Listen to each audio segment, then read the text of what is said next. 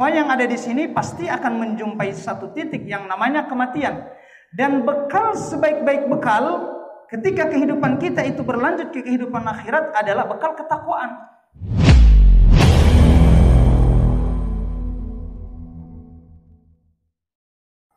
Rasulullah Shallallahu Alaihi Wasallam pernah mengumpulkan kalangan para sahabat. Kemudian beliau sampaikan, maukah aku tunjukkan kepada kalian sebuah amalan yang bisa menjadi penghapus dosa-dosa kalian dan Allah mengangkat derajat-derajat kalian? Qalu bala ya Rasulullah. Benar ya Rasulullah, sampaikan kepada kami amalan apa saja itu. Maka kemudian Rasulullah SAW menyampaikan, pertama, isbaghul wudu'i 'alal makarih. Engkau berwudu di waktu-waktu yang engkau tidak senangi.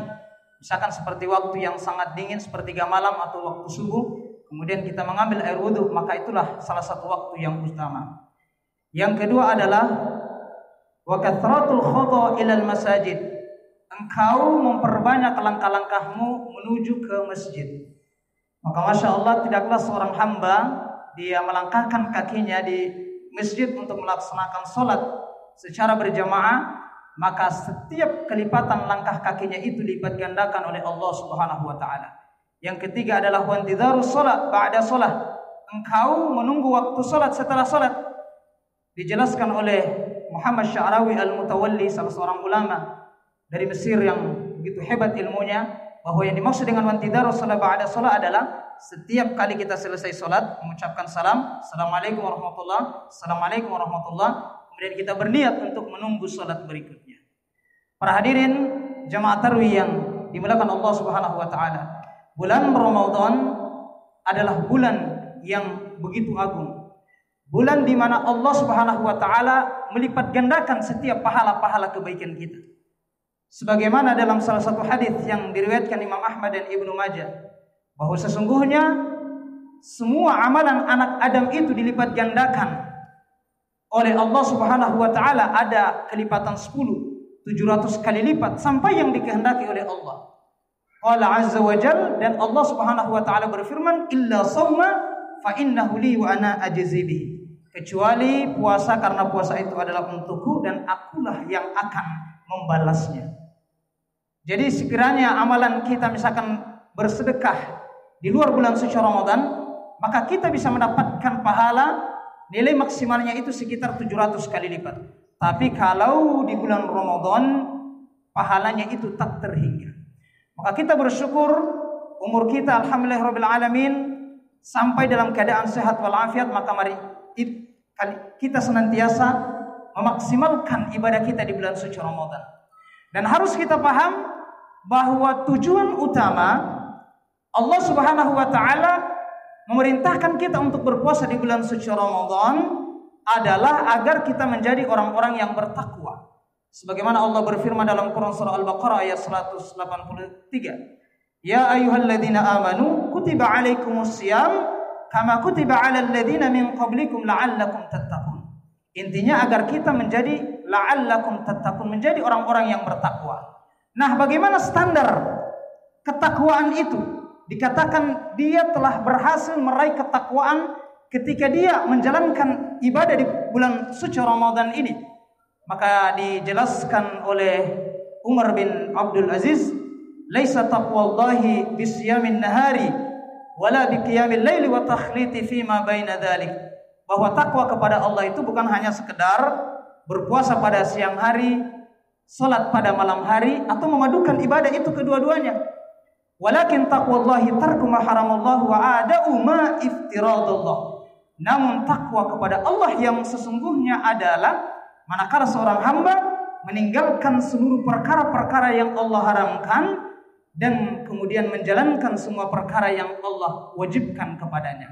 Maka itulah ciri utama seorang hamba telah meraih predikat ketakwaan di bulan suci Ramadan ini, yakni manakala kemudian seluruh perkara yang Allah wajibkan kepada kita bisa kita kerjakan, dan segala larangan-larangan Allah kemudian kita tinggalkan. Yang kedua, ciri orang yang meraih ketakwaan itu sebagaimana apa yang disampaikan oleh Ali bin Abu Thalib radhiyallahu anhu bahwa ciri orang yang bertakwa itu dia senantiasa menyiapkan bekalnya untuk kehidupan akhirat. Maka itulah tanda ciri orang yang bertakwa, dia senantiasa mengingat kehidupan perjalanan berikutnya, yakni kehidupan akhirat. Kita semua yang ada di sini pasti akan menjumpai satu titik yang namanya kematian. Dan bekal sebaik-baik bekal ketika kehidupan kita itu berlanjut ke kehidupan akhirat adalah bekal ketakwaan. Wa tazawwadu fa inna khairaz zadi taqwa. Dan berbekallah kalian, sungguh sebaik-baik bekal adalah bekal ketakwaan kita kepada Allah Subhanahu wa taala. Maka suatu ketika datang Ubay bin Khalaf. Ubay bin Khalaf ini salah seorang dedengkot kafir Quraisy yang sangat memusuhi Nabiullah Muhammad sallallahu alaihi wasallam. Dia membawa sebongkah tulang yang telah rapuh dimakan oleh tanah. Dia remuk-remukan, hancurkan tulang belulang itu di hadapan Rasul. Sebenarnya dia ingin mengejek Nabi sallallahu alaihi wasallam. Dan ia sampaikan di hadapan Rasul sallallahu alaihi wasallam, "Ya Muhammad, benarkah Tuhanmu akan menghidupkan kembali tulang belulang yang telah rapuh ini?" Sambil ia remukkan tulang tersebut. Maka turunlah malaikat Jibril alaihi salam menurunkan firman Allah, surah yang sering kita baca di setiap malam Jumat, yakni surah Yasin. Qul, katakan ya Muhammad kepada Ubay bin Khalaf dan kepada sesiapa saja yang tidak meyakini kehidupan akhirat itu, qul yuhyiha alladhi ansha'aha awwala marrah wa huwa bikulli khalqin alim. Sesungguhnya Allah lah yang akan menghidupkan kembali tulang belulang yang telah rapuh dimakan oleh tanah itu. Allah yang menciptakan pertama kali dan Allah mengetahui perkara segala makhluknya. Maka orang yang bertakwa, dia akan senantiasa menyiapkan bekal terbaiknya ketika kemudian perjalanan berikutnya ini kehidupan akhirat kemudian telah berlanjut, ditandai dengan satu titik yang namanya ajal. Maka di surah Yasin pun juga bagaimana kita belajar Allah Subhanahu wa taala mengulang-ulangi kalimat muhdarun sampai 3 kali berturut-turut.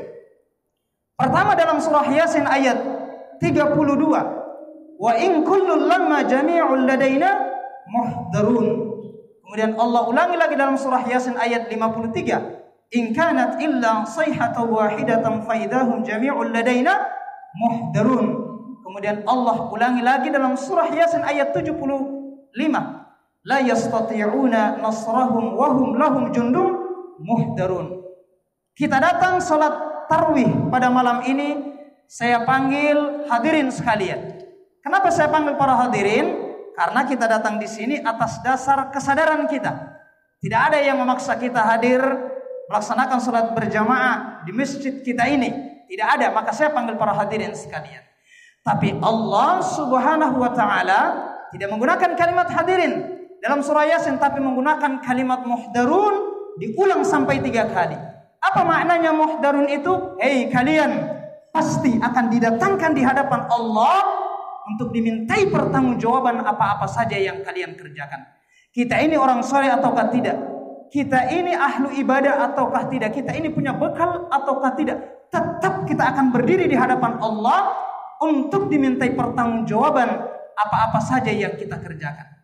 Makanya di bulan suci Ramadan ini kita senantiasa diajarkan doa Allahumma ridhoka wal jannah wa na'udzubika min syakhatika wan nar. Karena memang balasan di akhirat itu hanya ada 2 tempat, yakni balasan kehidupan surga dan balasan kehidupan neraka. Dan sesiapa saja yang ringan amalan kebaikannya, lebih banyak amalan keburukannya ketimbang amalan kebaikannya, maka tentunya tempatnya adalah di dalam neraka. Dan Allah gambarkan bagaimana bentuk neraka itu, sampai-sampai di bulan suci Ramadan ini doa-doa itu sering terus kita ulang-ulang. Bahkan setiap kita selesai salat, Pak Imam pasti membaca doa Allahumma ajirna minan nar, diulang sampai 7 kali.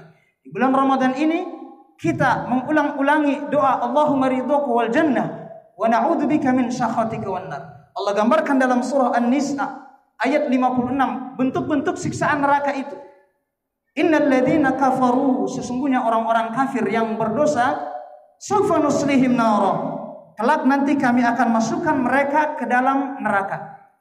Kullama nadidat juluduhum badalnahum juludan ghairaha liyadzuqul 'adzab.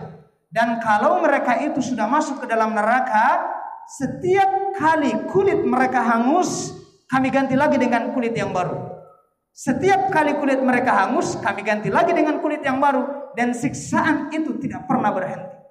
Liyadzuqul 'adzab, agar kita merasakan azab dari Allah Subhanahu wa taala bagi orang-orang yang berdosa, yang lebih banyak amalan keburukannya dibandingkan dengan amalan kebaikannya. Para hadirin sekalian jemaah tarawih yang dimuliakan Allah Subhanahu wa taala, bagaimana Allah gambarkan di dalam surah As-Sajdah ayat 12. Surah yang sering kita baca pun juga setiap malam Jumat ada sujud sajadah.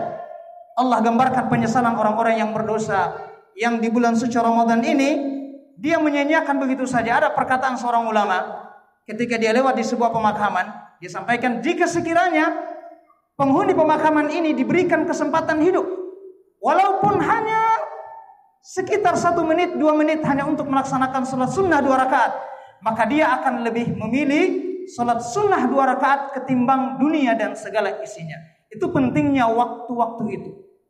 Allah gambarkan dalam surah As-Sajdah penyesalan orang-orang yang berdosa, yang menyanyiakan kesempatan hidup mereka ini dan lupa untuk menyiapkan bekal terbaiknya di kehidupan akhirat. Walau tara idzil mujrimuna nakisu ru'usihim 'inda rabbihim rabbana. Kata Allah, dan alangkah mengerikannya jika sekiranya kalian itu melihat orang-orang yang berdosa ketika mereka berdiri di hadapan Allah. Kemudian mereka berkata, Rabbana, ya Tuhan kami, abasarna, sesungguhnya kami telah melihat adanya neraka itu dengan bentuk-bentuk siksaannya, wasami'na, dan kami telah mendengar teriakan, tangisan, pekikan para penghuni neraka itu. Farji'na na'mal salihan inna muqinun. Maka kembalikanlah kami hidup di dunia, walaupun hanya sebentar saja, engkau pasti akan mendapati kami termasuk orang-orang yang soleh dan orang-orang yang yakin. Tapi tidak ada sejarahnya orang yang meninggal dunia akan dihidupkan kembali oleh Allah Subhanahu wa taala. Jamaah sekalian yang dimuliakan Allah Subhanahu wa taala, demikian apa yang kami sampaikan pada kesempatan ini.